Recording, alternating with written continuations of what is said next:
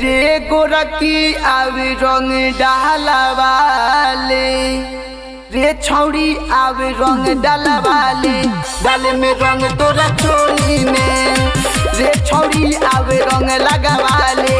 डाले में रंग तोरा चोली में चल जवानी के फायदा उठा ले अब ना हमसे ते रंग लगावाले चल जवानी के फायदा उठा ले अब ना हमसे ते रंग लगावाले केहू ना बोलियो सो होली में रे गोरकी आवे रंग लगावाले रे गोरकी आवे रंग लगावाले डाले में रंग तोरा चोली में रे गोरकी आवे रंग लगावाले डाले में रंग तोरा चोली में डाले में रंग तोरा चोली में चोली में डाले में रंग तोरा डाले में रंग तोरा चोली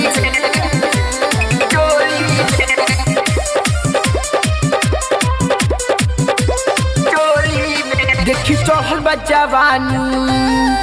चुए मुहावा से पानी देखी चढ़ल बा जवानी चुए मुहावा से पानी तोरे गोरे गोरे बदनिया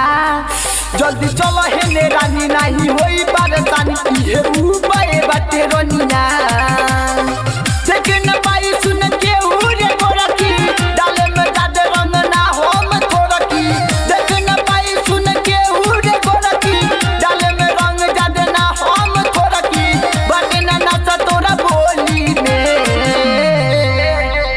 ए गोरकी आवे रंग लगावाले रे छौड़ी आवे रंग डालवाले डाले में रंग तोरा चोली में रे छौड़ी आवे रंग डालवाले डाले में रंग तोरा चोली में डाले में रंग तोरा चोली में चोली में डाले में रंग तोरा डाले में रंग तोरा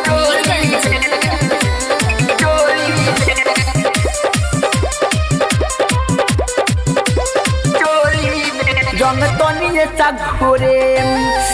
बाकी नीचवो न छोरे रंग तनिए सा घोरे बाकी नीचवो न छोरे दोसर अंग नहीं छुए गोरिया हेने जल्दी से आवो जन बहाना बनाओ न ते इने लसार गोरिया राइट राजा संगे मन हर भी पारे राजा दीवाना तो से सही कहता रे राइट हमरे संगे मन हर भी पारे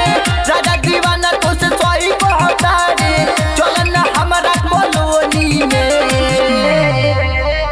रे गोरकी आवे रंग लगावाले रे छौड़ी आवे रंग डालवाले डाले में रंग तोरा चोली में रे छौड़ी आवे रंग डालवाले डाले में रंग तोरा चोली में चांदनी डिजिटल रिकॉर्डिंग स्टूडियो रामनगर।